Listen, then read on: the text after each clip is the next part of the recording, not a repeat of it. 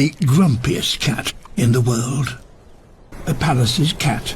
He has the densest fur of any cat in the world. Nonetheless, to keep warm, he must catch up to 5 rodents a day. Top of the menu are voles and gerbils. Relative to body size, Pallas's cats have one of the shortest legs of any cat, and that helps by giving them a low profile when stalking. But it's not so good for wading through deep snow. Never mind, there are plenty more.